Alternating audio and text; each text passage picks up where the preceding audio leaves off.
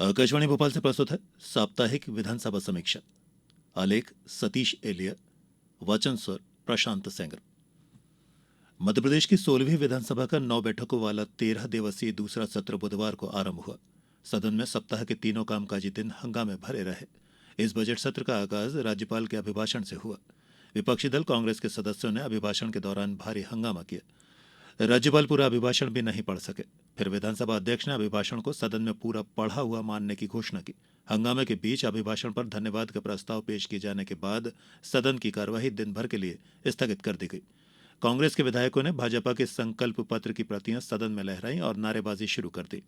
इसके बाद राज्य सरकार पर जनता से धोखेबाजी का आरोप लगाते हुए विरोध स्वरूप सदन से वे उठकर चले गए। विपक्ष के हंगामे के बीच राज्यपाल ने 48 पेज के अभिभाषण में 59 पॉइंट में सरकार की योजनाएं और उपलब्धियां गिनाई।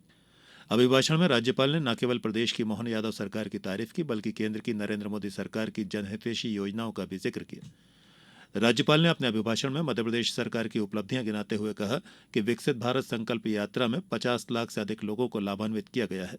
प्रदेश में 724 किलोमीटर की लंबी 10,000 करोड़ रुपए से अधिक की नई सड़क परियोजनाएं शुरू की गई हैं।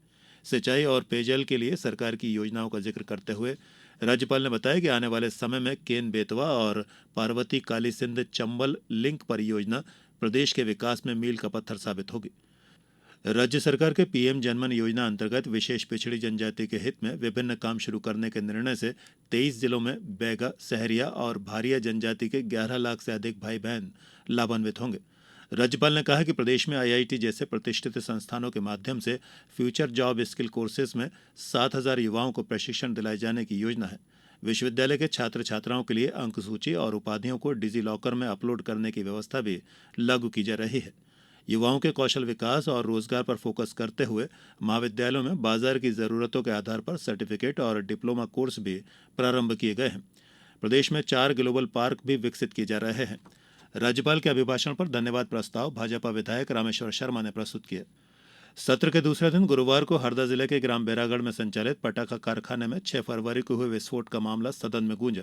इस घटना की न्यायिक जांच कराए जाने की मांग मंजूर नहीं किए जाने से नाराज प्रमुख विपक्षी दल कांग्रेस के सदस्यों ने सदन से वॉकआउट किया।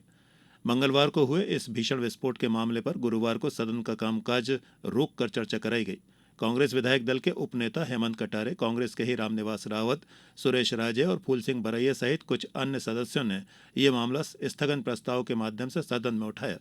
विधानसभा अध्यक्ष नरेंद्र सिंह तोमर ने रामनिवास रावत के प्रस्ताव को स्वीकार करते हुए चर्चा के लिए 1.5 घंटे का समय निर्धारित किया। चर्चा की शुरुआत करते हुए रामनिवास रावत ने कहा कि हरदा के ग्राम बैरागढ़ में राजेश अग्रवाल द्वारा भूमि लीज पर लेकर पिछले 20 वर्षों से पटाखा कारखाना संचालित किया जा रहा था। वे कारखाने में और कारखाने के बाहर आसपास के कई घरों में भी बारूद उपलब्ध कराकर सुतली बम बनवाते थे और ये बम देश के कई हिस्सों में बिक्री के लिए भेजे जाते थे। यही नहीं बल्कि कारखाने में स्वीकृत मात्रा से अधिक बारूद भी एकत्रित करके रखा गया था।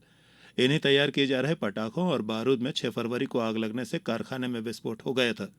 इस दौरान वहां काम करने वाले श्रमिक कुछ बाहर निकल पाए, कुछ की जान चली गई। श्री रावत ने कहा कि 12 लोगों के मारे जाने और अनेक लोगों के घायल होने की जानकारी सामने आई है। साथ ही 500 लोग लापता भी बताए जा रहे हैं।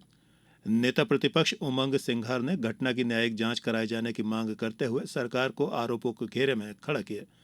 उनका कहना था कि अधिकारियों की लापरवाही और भ्रष्टाचार के चलते पेटलावद में हुई इसी तरह की घटना के आरोपियों को सजा नहीं हो पाई है। उस मामले में 9 साल न्यायालय में प्रकरण चला और आरोपी बरी हो गए। उन्होंने कहा कि सरकार की तरफ से सख्त कदम नहीं उठाए जाएंगे तो हरदा के हादसे में भी आरोपी छूट जाएंगे। मुख्यमंत्री डॉक्टर मोहन यादव ने घटना को दुर्भाग्यपूर्ण बताते हुए विपक्षी सदस्यों को आश्वस्त किया कि इस घटना के लिए जिम्मेदार सभी अधिकारियों और कारखाने के मालिक को बख्शा नहीं जाएगा। उन्होंने स्वीकार किया कि कारखाने के संचालक द्वारा नियमों का पालन नहीं किया जा रहा था। इससे पहले गुरुवार को सदन की कार्यवाही प्रारंभ होने पर हरदा के पटाखा कारखाने में विस्फोट में जान गंवाने वालों के साथ ही गत दिसंबर में लेह लद्दाख में शहीद हुए राजेश यादव, छत्तीसगढ़ के नक्सली हमले में सीआरपीएफ के दिवंगत पवन भदौरिया और गुना में 27 दिसंबर को हुए बस हादसे के मृतकों को सदन की तरफ से श्रद्धासुमन अर्पित कर सदन की कार्यवाही 10 मिनट के लिए स्थगित कर दी गई थी। गुरुवार को उप मुख्यमंत्री जगदीश देवड़ा ने वर्ष 2023-24 के लिए 30,265.15 करोड़ का द्वितीय अनुपूरक अनुमान सदन में प्रस्तुत किया। शुक्रवार को अवैध खनन और हरदा हादसे सहित कई मामलों पर हंगामा हुआ। इस बीच गुरुवार को पेश किया गया अनुपूरक बजट चर्चा के बाद पास कर दिया गया। इसके साथ ही साप्ताहिक विधानसभा समीक्षा समाप्त हुई।